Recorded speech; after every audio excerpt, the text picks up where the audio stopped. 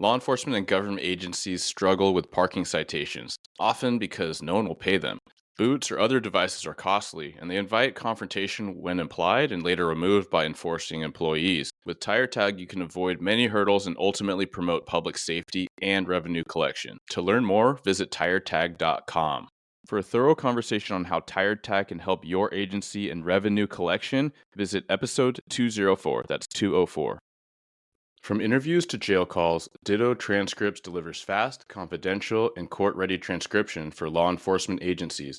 Ditto is CJIS compliant and is already working with agencies all over the U.S., including the Washington State Patrol and the National Park Service Investigations Unit. Get started now at dittotranscripts.com. That's dittotranscripts.com. To hear details about all the applications of Ditto Transcripts and exactly why this is a key solution for your organization's workload issues, check out episode 232. The views and opinions expressed by the host and guests of this show do not represent their employing agency, department, or organization. All information should be regarded as anecdotal, contextual, and educational, and should not be misinterpreted as legal or medical advice. Welcome to Blue Grit Radio, the podcast that explores making better cops for a better community. I'm your host, Eric Tung. I've been an active police officer since 2007. We will dive into the aspects of police culture, health and wellness, leadership, and mindset. You'll hear from experts not only from policing, but all industries as they relate to being our best with purpose, passion, and positivity. Join me as we share stories, lessons, and advice so we can all be better for ourselves, our teams, our families, and our communities.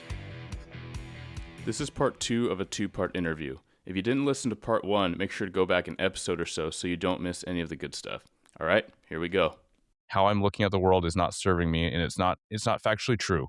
And so just like that example, I wonder if we can maybe transition that back to like having people think about that, but then if you could tell us a little bit about your reflections with Andy.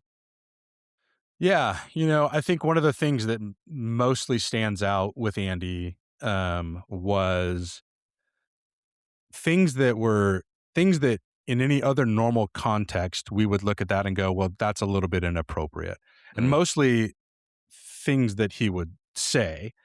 And what I don't think people understood at the time, myself included, was that was a coping mechanism for him, although an unhealthy one. A coping mechanism for him in dealing with the fact that he was involved in this shooting. So it was at another agency that he worked at when he started his career. And then he lateraled to the agency that I actually work at now. And he would make comments like, raise your hand if you've, ever shot somebody, right? And it's like, well, that is not a very appropriate, I got a notch on my belt, or just things like that. And he would say it in jest. He would say it, he wouldn't just come out and say it. It would be in situations where people are joking. But even then, you kind of stepped back and you looked at it and you were like, that seems wildly inappropriate for it. Now, back then, what didn't happen is nobody called him out on those things, right? Nobody was like, hey, man, that seems like this is still bugging you. Right. And sometimes that's all it takes is just to bring that to the surface, where if I know that you recognize something different in me, well, then the perception that I have that I'm hiding it is erased, because clearly I'm not. You pointed it out. Right. But nobody did that. That wasn't the culture. So nobody pointed that out. But then it even started to manifest itself in other areas. Gambling.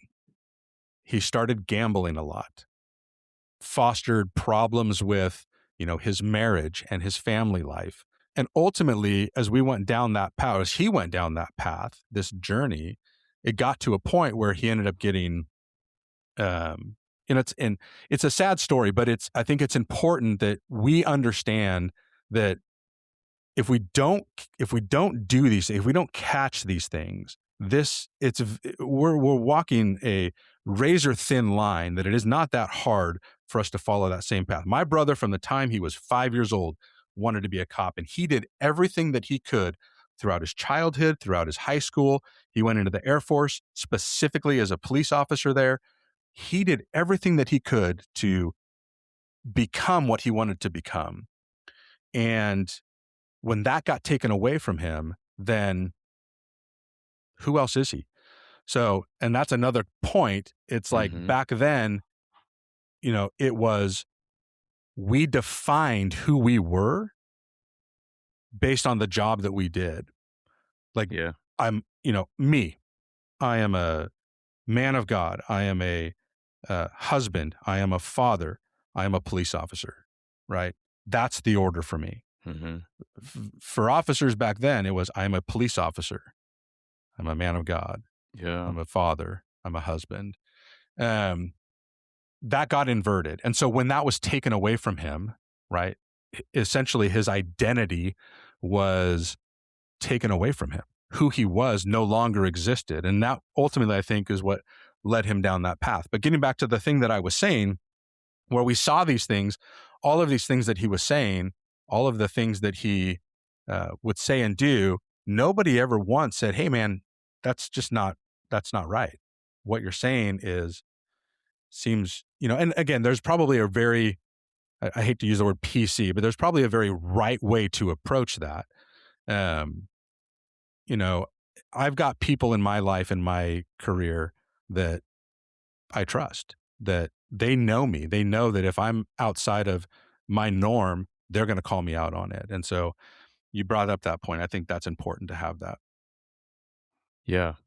Well, thank you for that. And absolutely, it's so beneficial that you're sharing the story, that we can all learn from Andy and from his loss, from your loss, so that we can curb this, right? We can make it better, and it's not going to be a policy. It's not going to be No. any specific tool or resource that makes it happen. It's going to be a cultural, broader community understanding, and a challenge to ourselves, and an invitation to do better, to be better.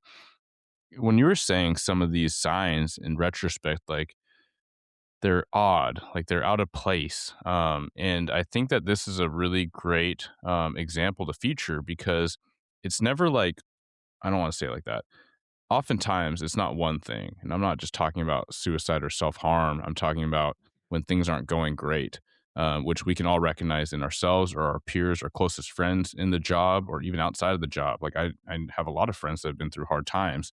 Um, but it's, like, we talk about this metaphor of a car, and we talk about, burnout, and we talk about the car redlining. We use it a lot in first responder culture, talking about wellness and how we're just doers and we go, go, go. And, we just keep pushing that engine, and eventually, yeah, you can redline a car for a while, but you are ruining the car inside.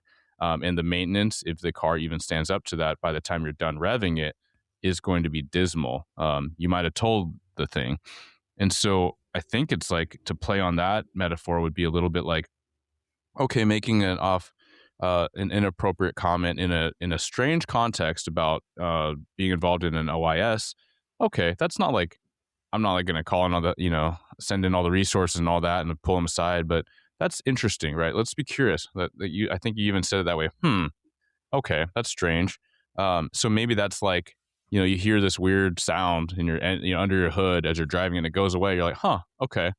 Like, mental note, I don't need to go to the shop right now, but like, that's going to stick out to me. And then maybe the check engine light comes on for like a minute when you're on the freeway, and it goes back off. You're like, okay, I don't like that. And then it comes on again later that week. You're like, okay, let's make an appointment. When did I last get maintenance? Ooh, it's been a while. Yep, let's do it this weekend. I'm not pushing it. I'm not trying to rack up a crazy bill. If we look at it in like combination, I think that's a really good context. It's like, there's several things that are not going great, right? If someone gets really into gambling or Robin Hood or whatever their fix is, that on its own, probably not crazy, but it just goes to that kind of pleasure seeking, risk seeking thing, when people are so low that they're just trying to feel something. And those can be very strong indicators. So I think those are things to look out for, especially in our high drive, high adrenaline type of job, where maybe the person's not really, I mean, this I hope people hear this the right way. Like, maybe they're not like the biggest go-getter, but all of a sudden they're getting in all these pursuits, and they're in all these uses of force. And I know how traditionally that can seem like the orderly warning system as like coming down on cops. But no, let's think about, how is the individual doing? Does this make sense? In conjunction with everything else, is there something we need to pay attention to? Which I think, if it's not judgmentally, if it's curious and checking in, then those are valid things to think about and look at. Yeah. And I think you're right on the money, where it's like, it's not a thing. It's not a single thing, but now it starts to be things that start to compound on each other. I think that gets back to, again, just being willing to call that out with your friends. And there's not everybody in my agency where I'm going to have that conversation with, mostly because we don't have that type of relationship, right? But I promise you that there is somebody in the agency that they do have that relationship with, or at least I hope there is, right? And again, maybe that's why peer support exists as well. But Yeah. there are people in my professional life that I trust wholeheartedly, that I would call out on people and feel comfortable in doing that. But I also know that they would receive that very well. Maybe, you brought it up earlier, where it's like, I took offense to that initially when my friends called me out for being an a-hole. But at the end of the day, they were right.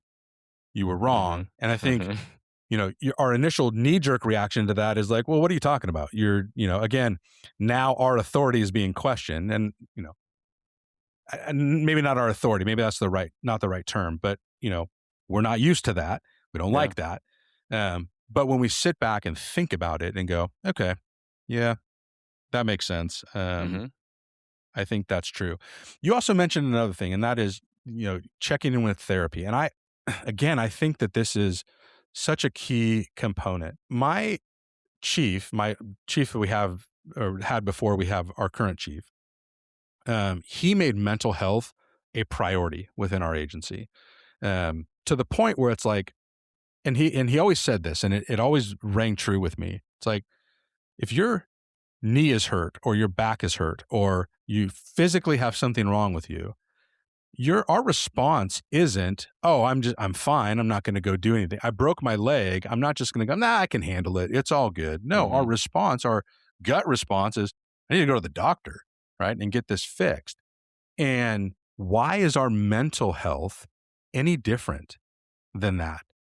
Again, if we understand and believe, and I do, that we possess skills that allow us to cope with things probably better than most people, but that does not make us supermen and superwomen, we still are going to be affected by these things, then why do we have such a hard time in this culture of law enforcement and public safety more broadly to be willing to take the same approach to something is not right with me mentally?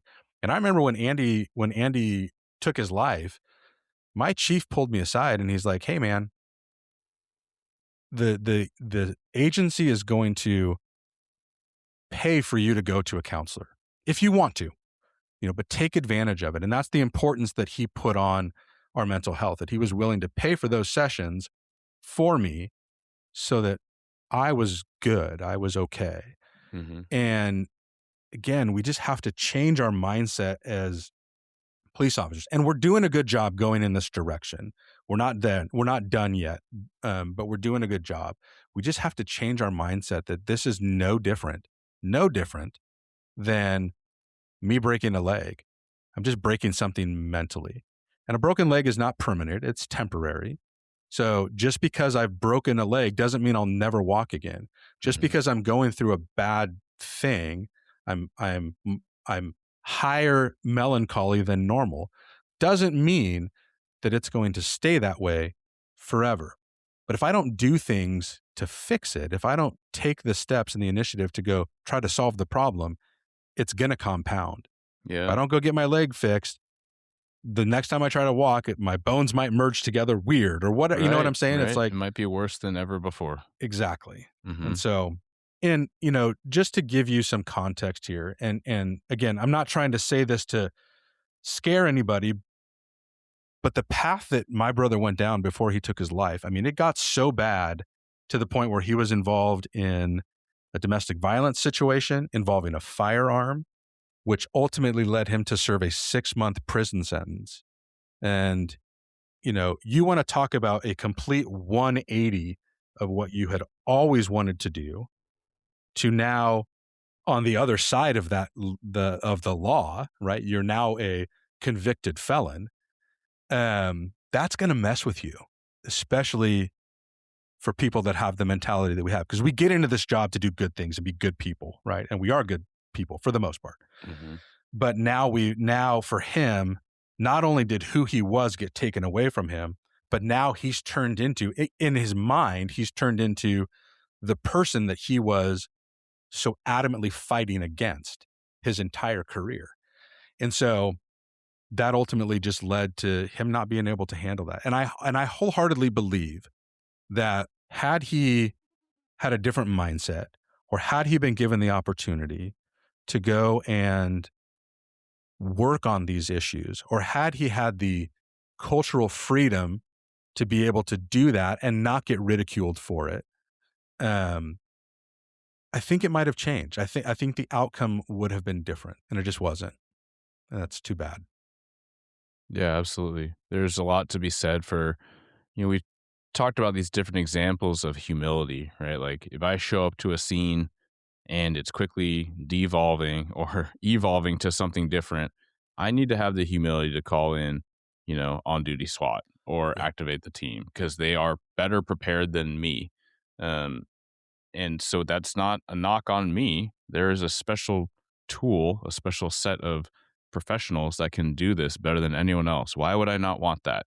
And so let's recognize that for our physical injuries, because we still have people pushing through physical injuries to their own detriment. Like it's the kind of the male archetype, like not getting a doctor's checkup, right? So Mm-hmm. the majority of us, especially on the West Coast, have fantastic benefits. So please get your get your checkups, get your blood work, cardiac stuff. And I don't want to sidetrack too much, but if we're having this giant conversation about accountability and humility and doing the thing we truly intend to do, which is serving others, being of use to our family, to our teams, serving our faith, serving this greater good, then we have to take care of those things. We can't ignore them. You can't kick that can. I do want to come back, and I think this might be a good way to wrap things together, but on that critical identity piece. And I find myself thinking about it a lot more. I write about it a lot. I talk about it a lot more on here at this time of this recording.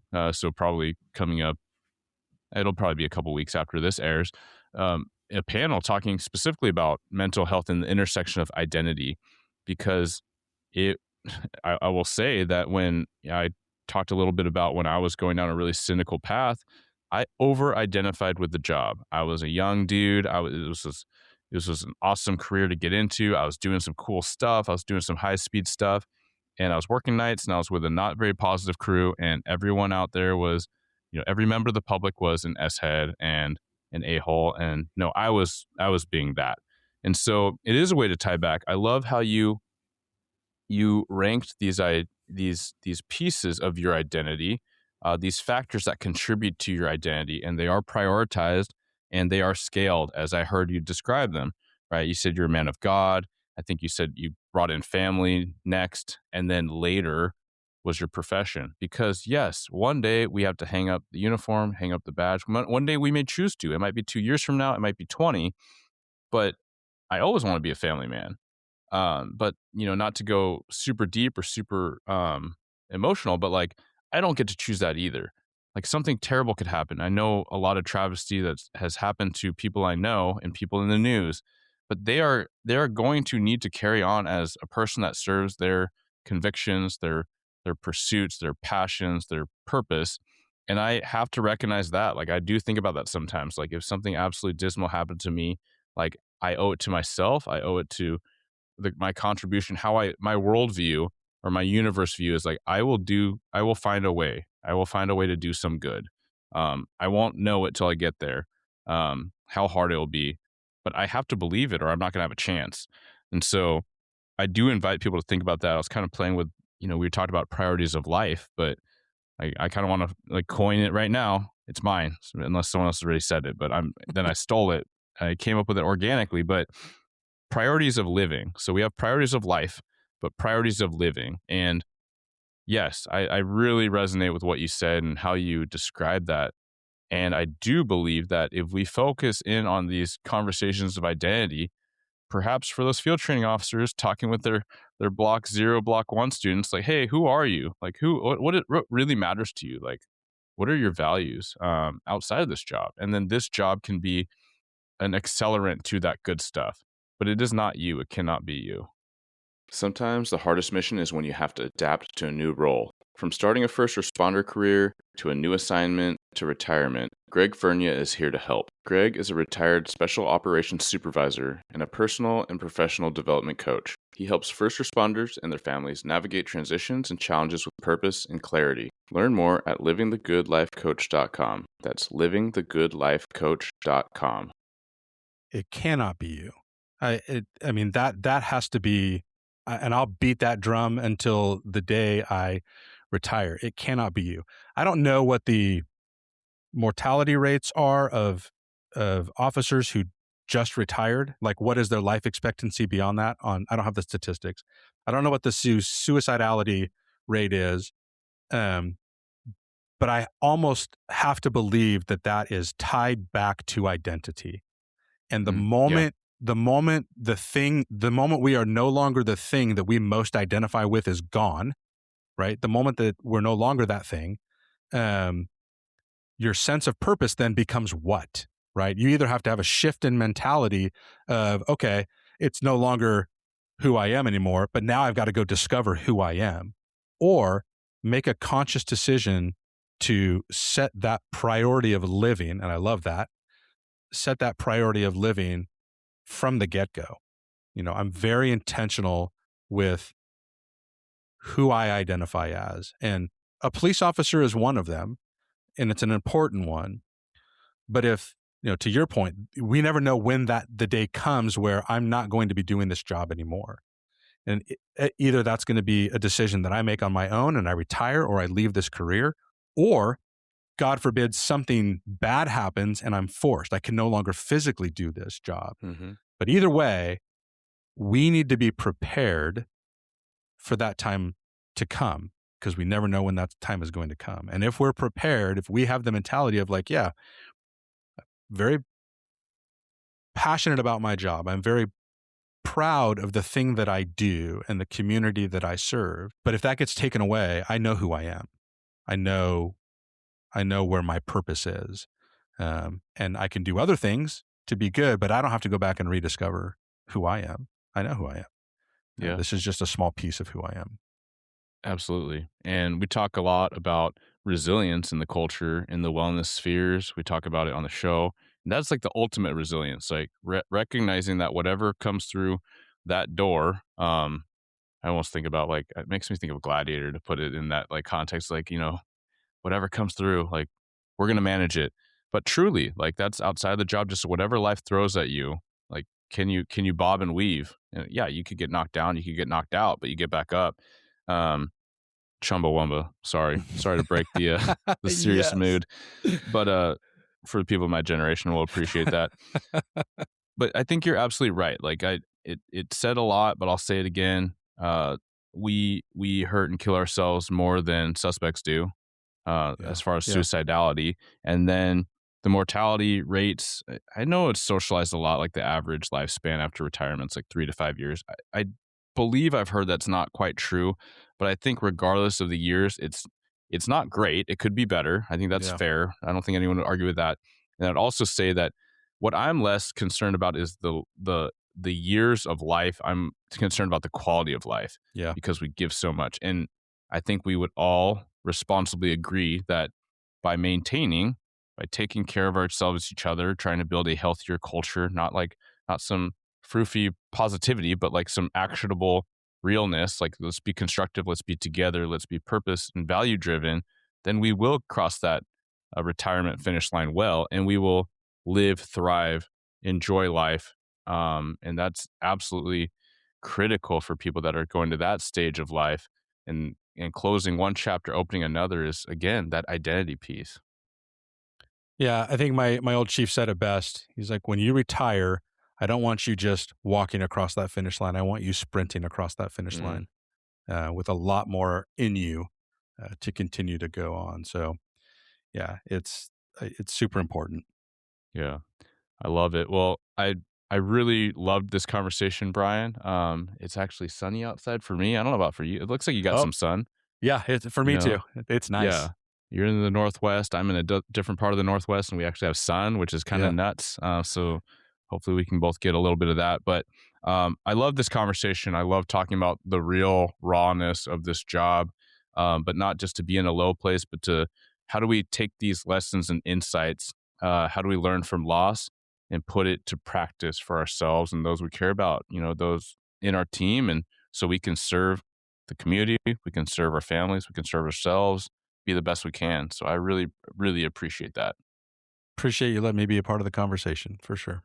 Yeah, absolutely. Thank you, Brian. Can you please tell us where people can reach out and find you? And I'd be remiss if we didn't give you the opportunity to talk about Trackwire, because the show is a lot about just trying to help cops be and perform better. And you have an actionable tool that you talked a little bit about before, but where people can find that as well. Yeah, Trackwire, TRACWIRE.com. Reach out to me as well. Brian, BRIAN at trackwire.com is the best email to email me at. So yeah, appreciate it. Fantastic. And just for context, that's for field training management for performance management systems. Yeah, we started with our field training software and we're in the process right now of rolling out a ton of new tools to help agencies manage agencies. So Command HQ is what that is, and it's going to be when this is all said and done, going to be super cool. So very excited about it. Awesome. Thanks again, man. Appreciate it. Thank you for tuning into another episode of Blue Grit Radio. As always, support this community by subscribing, giving us a 5-star review, and following, liking, and sharing posts on Blue Grit Wellness on Instagram. You can reach me there or email me at bluegritwellness@gmail.com. Be well and stay gritty.